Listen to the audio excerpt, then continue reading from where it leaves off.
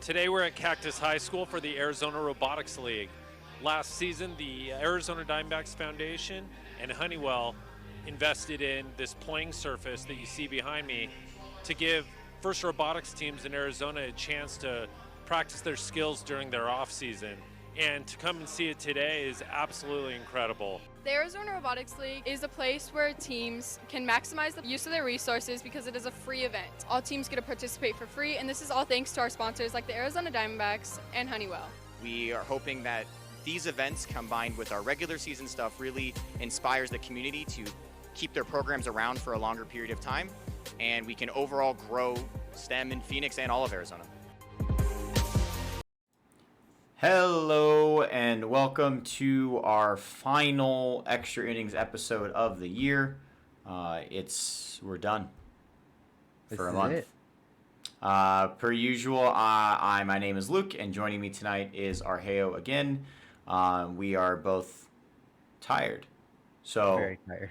Bear with us. My brain, I'm still in like post ARL as a whole, but post championship brain slog. But we'll get through it. I'm excited to be here and chat about it tonight. I was watching through the VOD over the weekend on Sunday and on Monday and Tuesday, and there's a lot of great stuff that I didn't really get to catch because I was running all over the place. But I'm excited to talk about it. As per usual, our sponsors, thank you, Honeywell and Diamondbacks, awesome. Follow us on our socials. We have the Twitter, LinkedIn, Instagram, YouTube, Twitch, Facebook. That was the last one. Also, just so as of today, the VOD is up on the YouTube. So the VOD will disappear from the Twitch pretty soon, I think. But it is on YouTube. It's not cut up. So we'll get to it eventually. We'll add the chapters. But the full VOD is on there. We want to make sure we got it on there for anyone to go back and find their own match video themselves and clip it if they want. So it's up on our YouTube, so go find it there, and we'll kind of check that out today. Tonight's episode will be a little bit more brief than usual because there isn't much to talk about looking forward, but we definitely want to dive in at the event itself. Argeo, how do you think it went? I thought it went really well. A couple of delays in the morning, but we got through it, and it was a really fun event. Yeah, certainly appreciate, our volunteers and our teams that attended bearing with the process, right? It was the first time that really anyone has done that, experienced it, and now we're all better for the future. And if you were there, keep in mind that all of the scheduling stuff and the charts and everything were made by volunteers. Doing their best effort to try to strategize for how the day was going to flow and make it very clear to teams. And I know there were some hiccups in places, but I think it went well enough, and I hope everyone had a really good time. Again, thank you to our volunteers for for all their help this whole season, and for the teams that came out to our events. We were able to field 24 teams, and some of those robots that was their very first ARL appearance. So I can't thank those teams enough for coming out and committing to being there, right? Because without them, we wouldn't have had our field of 24. So big thanks all around. And of course, all of our teams who have been with us for many events this summer. I hope you benefited. And for this coming season, 2023, I'm looking forward to seeing how you will do. You've done. So with that said, maybe let's get in the Wayback Machine and take a step back and look at this past weekend. Argeo, why don't you get us started with Saturday? Yeah, Saturday started around 9 a.m. Where we had all 8 alliances ready to go on time. And in the first match, as always, as standard, we saw the first seed go against the 8th seed, where the first seed took the dub in their 2 matches. It seemed like a pretty easy job for them. They were against mostly defensive robots, so not much in terms of action, but it was good warm up for all the teams involved, especially as that 8th seed got ready to go into the lower bracket. From there, the 4 and 5 faced off. Where 4 won against 5 in their 2 matches, putting 5 into the lower bracket against the 8 seed. From there, we saw Alliance 3 and Alliance 6 face off, where Alliance 3 prevailed. This was another heavy defense robot match, so the Bitbucket's Pritronics combination of high shots was pretty dominant and sent the 6 Alliance into the lower bracket. And the same thing happened with Alliance 2 versus 7. That plasma shot is getting better and better every time we see it.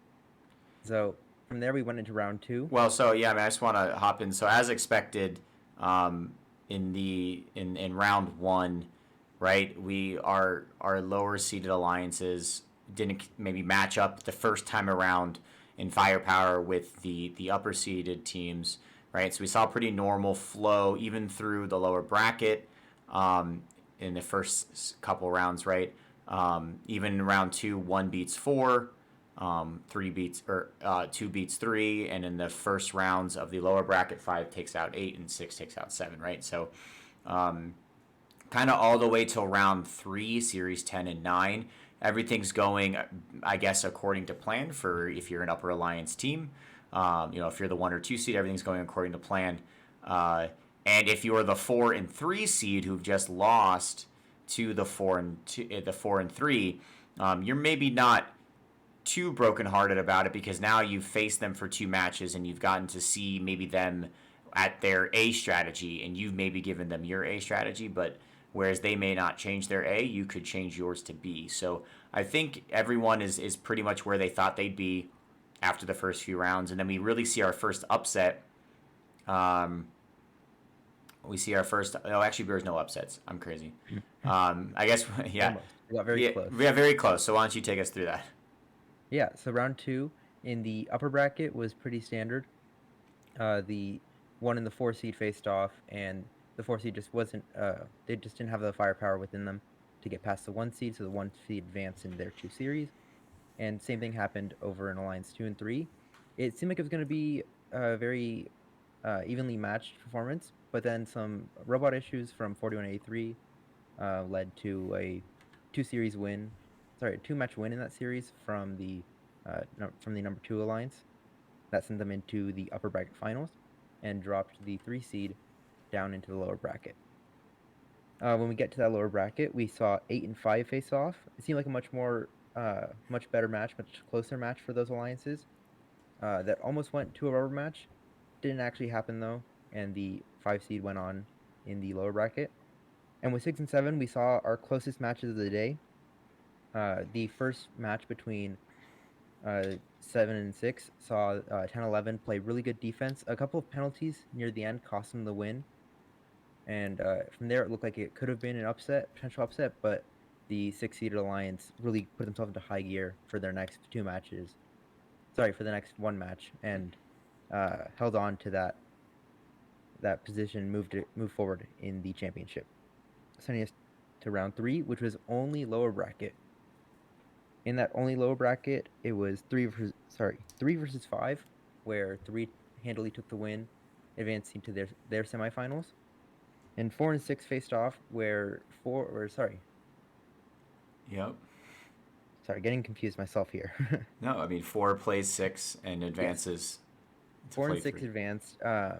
The swerve drive from 9413 wasn't enough to negate the scored balls from DOF, so they went on to their semifinals against the 3 alliance.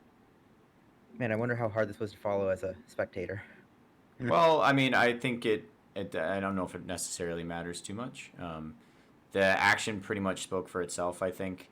As the day went on, the matches got tighter and tighter, and the amount of cargo being scored were higher and higher. So I don't think, I know you're getting a little lost here in the sauce of this screen, but I think there's some things important to note down. Some of our I don't know how to some of our closest matches of the day were actually in the lower bracket, and I think that's really awesome. I think some of our lower seeded teams had the opportunity to strategize in a way that's different than normal, right? If you imagine, at a normal event, the lower seeded team has to strategize something amazingly perfect on paper to try to make up like usually a large point difference with the upper seed, right?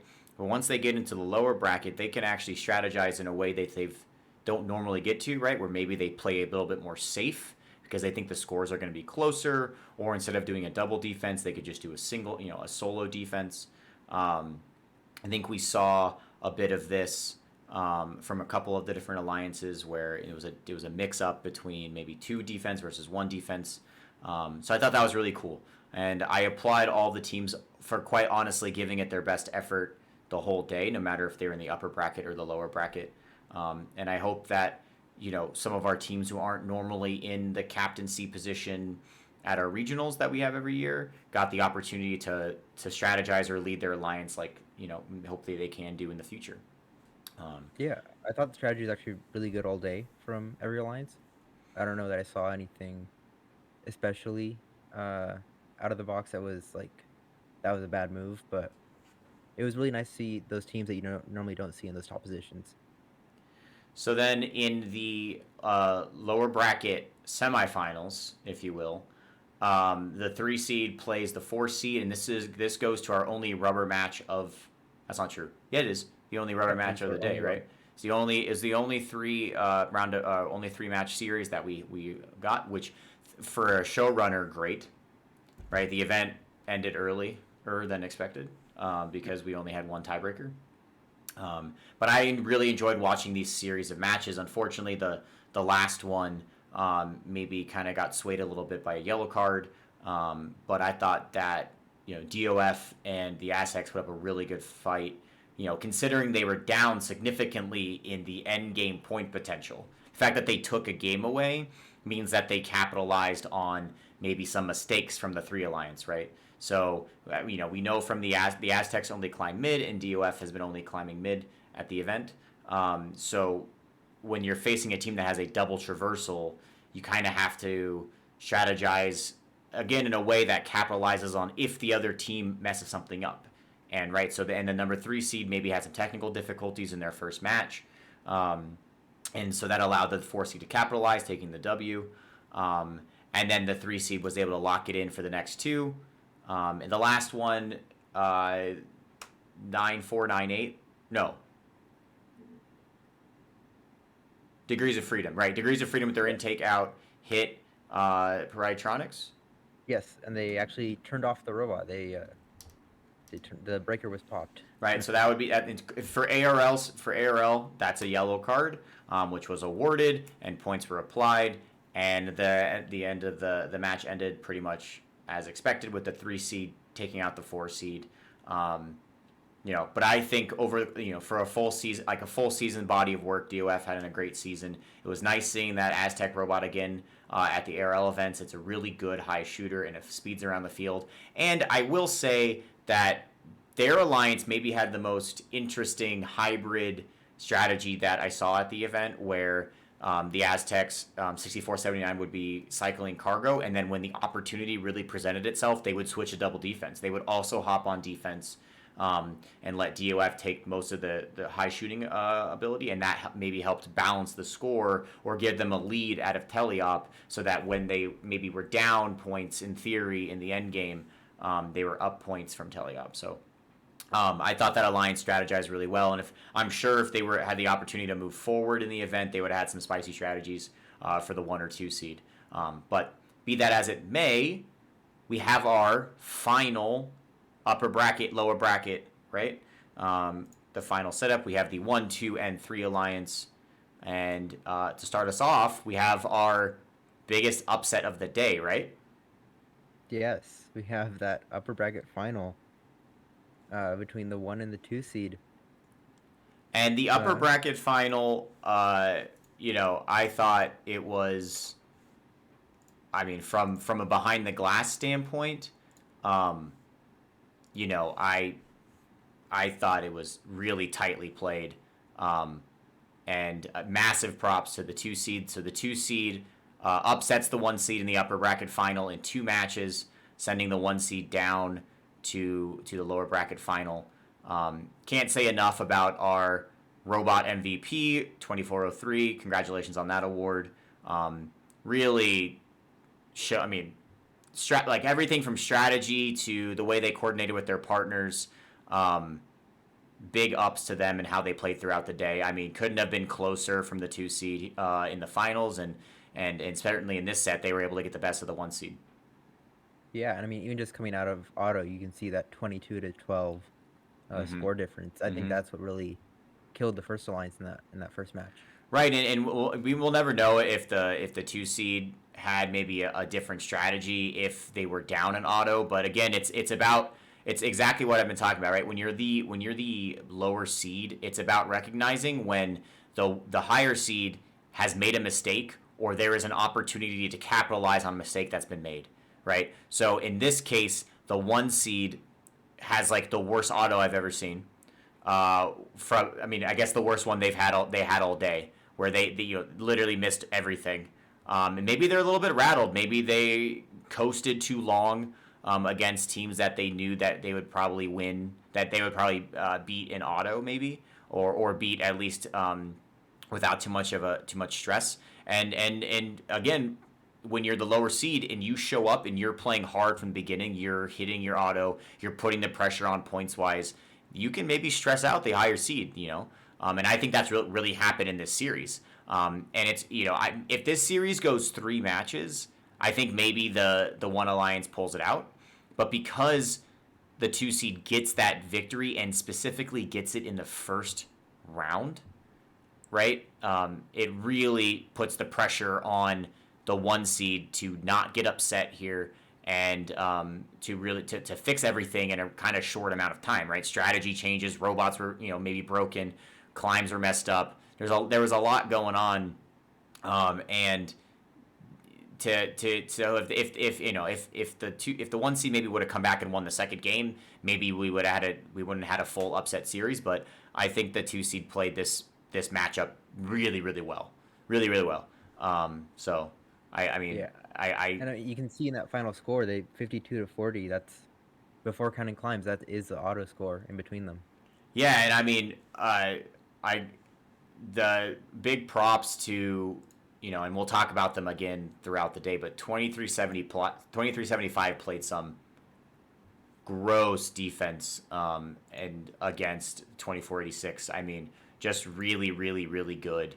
And I think that the strategy that they had was to immediately hop on 2486, and especially when they crossed the middle of the field, to really try their very best not to let them back. And we see that happens multiple times. So we can actually see in the second match, 2486 almost gets caught in the opponent's hangar at the end of the game, which is pretty crazy. So the 2 seed takes that first one. The second match, the auto hits a little better for the Red Alliance, right? They actually make cargo, and they have the lead out of auto, but that defensive strategy by the Blue Alliance and capitalizing on maybe not the best positioning by the Red Alliance offense robots really helped them to catch up, right, in points. And then we'll see at the end of the match that a miscue in climbs is what hey, there you are. I see you in the bottom left. A miscue in climbs is really what seals the deal for the 2 seed to complete this upset series.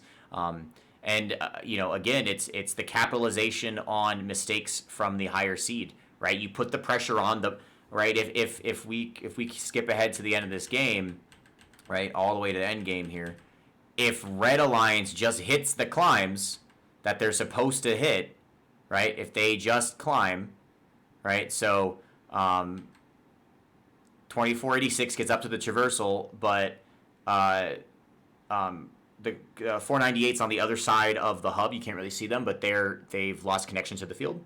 So if they were able to get their 10-point high climb, they actually win, right? But it's capitalizing on the mistake. The blue lines put themselves in the driver's seat by having the lead going into endgame, which puts the pressure on the red alliance to execute their endgame correctly, and they didn't. Yep. So yeah, really great series. As part of that Red Alliance, I was equally stressed. But then as an event runner and fan of plasma robotics and that 2 seed altogether, I was like really jazzed. I was like, awesome, we got an upset. The crowd was really into it. It was hard not to be into the moment, except like as the Red Alliance, we were like, well, we lost, but we got to go to the lower bracket, so. Yeah, more games. More games, right? So in the lower bracket, I don't know. Again, you had a much better view of things on the side of the field. So why don't you take us through that lower bracket final? Yeah. The lower bracket.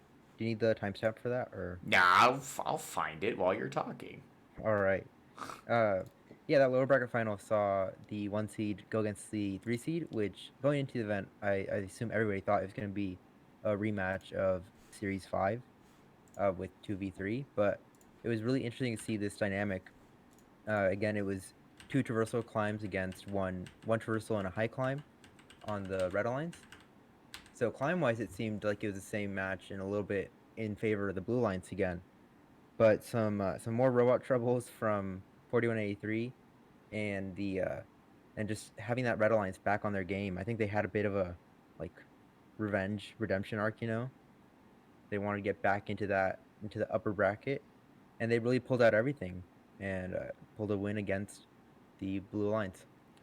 Yeah, so this first match, you kind of hit the nail on the head a little bit. There was some connection issue for the Blue Alliance, and it really the out of auto you can see the score really balloons, and with the connection issues the robots were having, Red Alliance is kind of just able to go to town here, right? There isn't a ton of defense being played because 9990 was having trouble connecting to the field. I think the pit buckets intake was messed up, so they opt to climb, which is a really smart move for the record. That if maybe it was a dead battery or they're having connections issues, but they were able to keep connection long enough to get over to the hangar and get up to the traversal, which was it's a very veteran decision. So great job by that drive team and the drive coach to make that decision.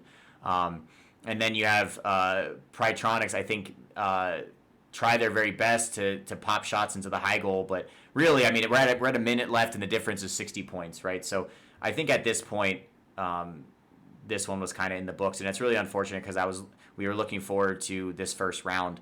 But the next round is a lot closer. Correct? Yeah, so this one, I guess technically was the other one that played 3 because the second round had some field sensor issues, so it was actually a replay. Oh yeah. Oh yeah. If you were curious, maybe one of the funniest moments of the afternoon was, I'll pop it on the screen right now. This was the final score after, I don't know about something about world record, but 156 cargo in that high goal for the Red Alliance.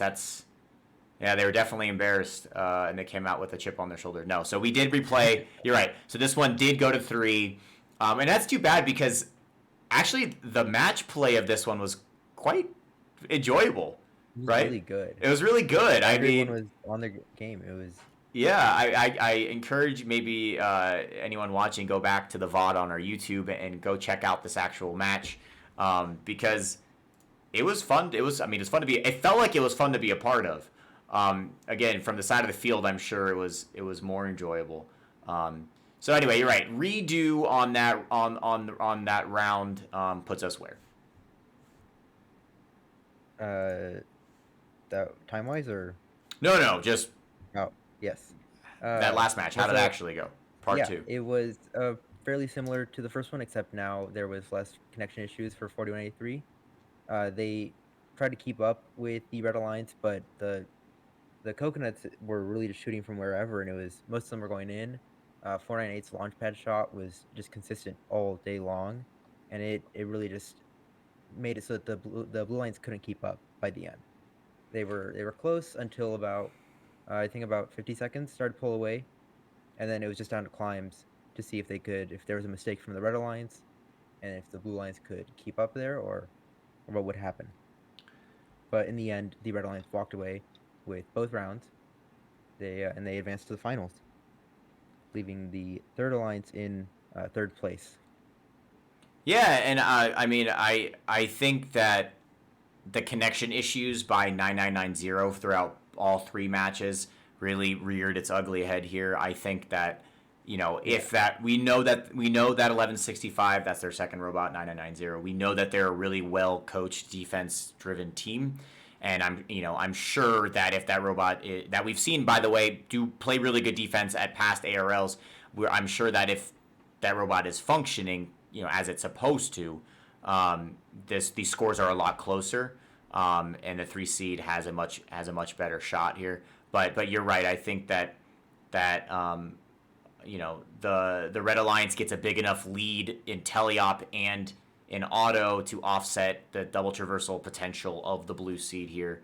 They are the blue seed, but of the lower seed. I am happy that they were able to get several of their double traversals off throughout the day. I think that was really unique and very cool. There weren't many double traversing robots and alliances, and certainly the 3 seed was the best one. So props to them, and it really a great season by both. I mean, both 4183, 3053, and 9990, right? They worked on the robots all year, right? They all came to multiple ARL events, and they developed things that the robot wasn't doing before. So really great season. And you're right, with this victory, the Red Alliance, which now will switch to blue because they're coming from the lower bracket, moves on to the finals for a rematch with the 2 seed. Yes. What were your expectations going to this as a referee? I was kind of hoping, a little scared that it was going to be the same as the upper bracket finals. Nothing looked to have changed much on the 2 seed. Also, we hadn't seen them all day since then. But I don't know, it kind of got in my head of like, can they pull off the upset for the finals? Yeah, I mean, strategically, I can speak for the Red Alliance. Strategically, we didn't change a whole lot for this first one.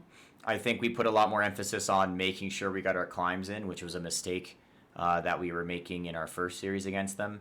I will say that some behind the scenes stuff, and I don't know if I'd be curious to talk to 2403 and 6352 on the 2 seed, because one of the benefits / drawbacks of this double bracket move throughout the day system that we were using was that you always stay the color of the seed from the round you went with, right? So the 1 seed stayed they stayed red all day until they went back up into the finals. Because when they went down to the lower bracket, the 1 seed came from the upper bracket as the 1. So they're still red when they go low. But once they win the lowers bracket and go back up to the finals, they suddenly have to switch to blue, right? And vice versa, right? The 2 seed starts out the day as blue and works through the day and then switches to red. And that's the first time they were red, right? And I know in theory it shouldn't mess with too much, but robots are weird. Lighting is weird. So I know for our alliance, and specifically for 498, we were really concerned that suddenly the switch to the blue color cargo and to start cycling from that side of the field more often or running auto from that side of the field was suddenly going to be terrible. And because we had to switch bumpers and rush back onto the field for finals, obviously there wasn't any time to test anything because when would there be? So that was definitely a storyline for us going in, and I'm very curious if it was the same for the 2 seed. Anyway, the finals 1 kicks off, and off from the start, we think we have a much closer matchup on our hands. Luckily the Blue Alliance auto. Actually, the Blue Alliance auto in this one is okay. It's not good. 498 shoots their 1. Coconuts makes 2 out of their 4, right? And red has a lead, or it's tie game going out of auto, right? And then I think that the match that with the auto score being paused and the matchup on paper, teleop cycling wise, all these teams in these finals are, they're really close on paper. So I think it came down to maybe the distribution of the cargo, who was able to get their cargo faster and translate it to the goal faster, who maybe got stuck in the pile up for longer. And once again, to highlight them again, 2375 played really, really tight defense on the Coconuts in these finals, really never giving them an opportunity to stop and set up their shot. Plasma Robotics working the whole field, taking that far field duty to let 6352 stay on their side of the field and cycle away. This matchup was really close. It comes down to the execution of the climbs at the end. I think the Blue Alliance ends up taking maybe a smidgen of a lead going into the last 30 here. Let's skip ahead to check that out, right? So the Blue Alliance works their way back. The Red Alliance actually takes a bit of a lead in Telly, as maybe the 2486 gets slowed down on the other side of the field by from Dragon Robotics. But Blue Alliance slowly works their way back here, takes the lead. It's neck and neck, so we're tied basically going into climbs.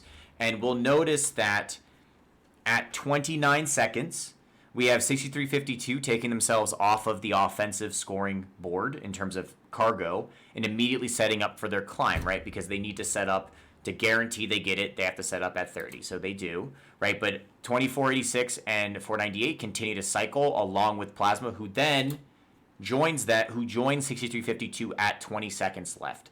So at 20 seconds left, and this is a bit of a gamble, right? This is kind of the same type of gamble they made in the lower or the upper bracket final. If you remember, we were talking about earlier, when you're going into endgame and you don't have the lead, but you're going to get your climb's worth of points. Like, you're making sure you're getting your climb. So the Red Alliance here is saying, even though we're losing, we're going to guarantee we get our high in traversal, and we're going to bank on the lower seed messing it up again in this case, right? Even though they have the lead, they're going to bumble it, and we're going to take the lead here in our climbs. 498 and 2046 continue to cycle to the end of the game here, and they pull off their traversal and high climb. So we kind of tie. Actually, Plasma, I think, gets stuck on the mid bar here. They don't actually make it up to the high bar. So Blue is able to pull away with a little bit of extra cycling to end the game and executing their traversal and high climb. So the final score of that, as soon as we're done with the review, boom, 91-73 in favor of the 2 seed. Any notes from that one, Arheo, that you can think of? What caught your eye? It was again just that defense from 2375. You wouldn't expect it based on their robot, given how tall it is. Mm-hmm. But they were just all day, all over 2486. Yeah, and I mean, to really hammer it home in the second match. I mean, 2486 really isn't left without room to really breathe here. And we'll see. So out of auto, teams executing their autos really well. The 2486 4-ball auto looks amazing here, really carrying this. 498 hits there too, but really the Blue Alliance hitting the first time I think they've hit, all 6 cargo that their Autons had to offer. And the Red Alliance, on the other hand, having maybe a bit of a miscue in their auto, and only making 3 cargo, which really gives a larger lead to the Blue Alliance coming out of auto. But to give the Red Alliance credit, they really they really catch up throughout teleop. And I think part of this reason is because 2375 plays such good defense against 2486. I went back through and I counted. And after auto, where they made 4, the Coconuts were able to make 2 more cargo in the rest of the match. And I think that's a testament to how good defense 2375 played, as well as the swerve modules on 2486 started to give way here. And you'll see that later on this round where 2486 almost gets beached on the other side of the field. It's because one of their swerve modules goes out. And so the Red Alliance capitalizes this and really catches up in points. 498 here doing everything they can to basically score enough blue cargo to match the two Red Alliances scoring kind of at will here. And now we're seeing the Coconuts maybe start to lose their driving ability on their side of the field. It's kind of get a little bit more difficult for them here. So it's the same type of situation, right? Where the score is I think the red score jumps up here for the record. I know it doesn't show it right now, but the score is actually quite close. And the Coconuts not being able to get back for their climb potentially really hurts the 2 seed here, right? Or the lower seed here, the 1 seed. The 498 gets their high climb barely. They're on 1 hook right now. The number 2 seed executing their traversal high climb combo. And at the last second, 7703 gets off the ground for a low bar climb. It might have been the only low bar climb we saw at the entirety of the ARL championship. It was. It was the only low bar climb in the last match. And it might not look like it here, right, if you're looking at this screen, but once they pop up the final score, you wouldn't believe, but that's how close these two alliances were, that the difference in this match is that low climb. Isn't that incredible? Right? I mean, the low climb from 7703 makes the difference, and the number 1 seed pulls off, I guess, the at least bracket upset. Although they were the 1 seed, they do win the next set against the 2 seed to take home the ARL, our inaugural ARL championship. I thought I couldn't have been happier with the way the 1 and the 2 seed played against each other all day. I thought it was excellent that the 2 seed got the best of the 1 seed, and then I thought it was great that the 1 seed was able to respond in kind, right? So our first ARL winners are 498 Cobra Commanders, 2486 the Coconuts, and 7703 the Robo Bears, who I want to give a personal shout out to, right? The Robo Bears drivers, that was the first time they've ever driven the robot before. And the fact that they got back and got on that low bar, which was not planned, for the record, not planned. The fact that they got back and got on that low bar there at the end was the difference maker in that match. And so, big, massive props to them. Arhe, what do you got? What do you got from the finals? Any lasting bit on strategy or? Yeah, I thought the number 1 alliance really grabbed every opportunity they could. That 6-ball auto looked so nice field side. It was nice to see it behind the glass for the first time. Yeah. But then that last minute climb, I mean, we could see it from across the field as the refs, and it didn't look like it was going to do much. We, from my perspective on the far side, it didn't even look like it was a full climb at first. Mm-hmm.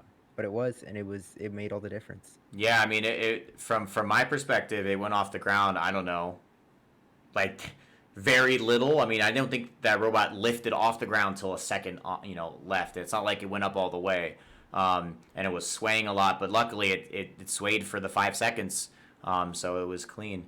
Yeah, I mean, I think as with all 4 matches between the 1 and the 2 seed, any one thing going the other way, and maybe could have been a difference in the match, right? In the first matchup, if 498 gets on the high bar in round 2, it goes the number 1 seed's way.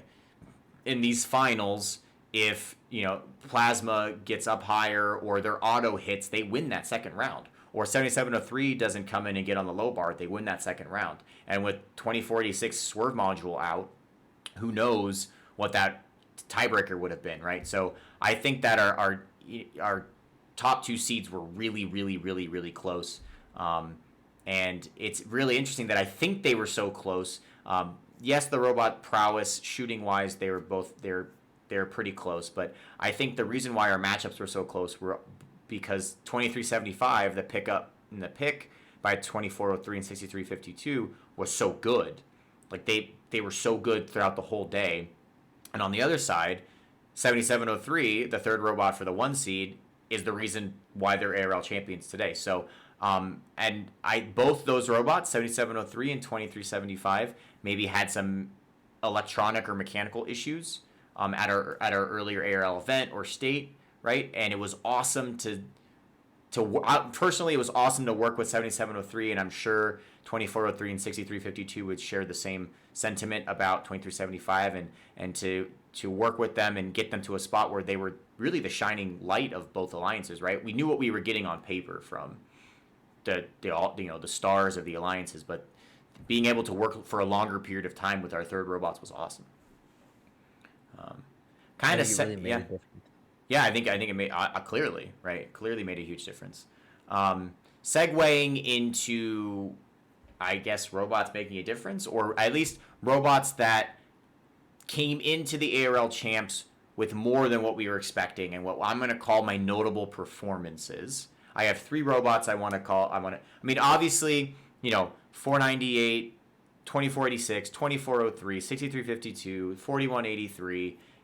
6413, all of the robots we've been watching, all ARL, came out and they executed, and they were just as good as we thought they would be, right? Like, there was no question marks there, and they all played awesome. I really mean that. So my notable performers are robots that brought a little bit more to the table for specifically the championship, that I thought was awesome. So my 3 notable performances from this past weekend. We'll start with the Degrees of Freedom Swerve robot. They knew that this robot was only going to play defense for them, right? But they came with a mid climb on the robot, right? And it's the little things like that I applaud, right? Because you're using that opportunity to continue to try and grind, to continue and try and get better, right? And that alliance ends up moving, through a few rounds in the lower bracket because of these extra mid climbs that they had on their robot. So great job to Degrees of Freedom, and I got to say that they're driving that Swerve robot really well for only having the one ARL October event under their belt. So great job to them. And then I got to really shout out 3944, the All Knights. We've seen them a lot this year. They're a high goal scoring machine. But I think maybe throughout the whole, all of the ARL, the thing that was maybe holding them back a bit was their intake wasn't maybe as good as they wanted it to be. And I wasn't at the state championship, so I didn't get to see it, but I saw it at the ARL championship. Their new intake is awesome.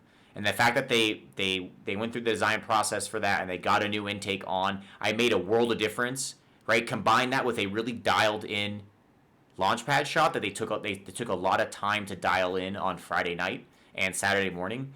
They were hitting shots, man. I was really impressed with the All Knights this weekend. I think that their alliance didn't have any climbs on it, which obviously that's not ideal. But I was really impressed with how much they elevated their game for what they came to do, which was pick up cargo and shoot. And then my last notable performance is the partner to 4183 at Bitbuckets. It would be 3853 Prytronics. I barely knew Prytronic could shoot in the high goal. I really didn't think that the robot could shoot from the launch pad. And then they were there Friday night testing their launch pad shot, and I was like, oh my goodness gracious, that could be a problem. But that's amazing. No, huge shout out to them. We've been talking about them all ARL season as the traversal low scoring machine, and the fact that they were able to, I don't think they changed anything. I think they maybe just dialed some stuff in or committed to the bit, like we are going to shoot from the launch pad. And I was really impressed, and they were landing shots from there.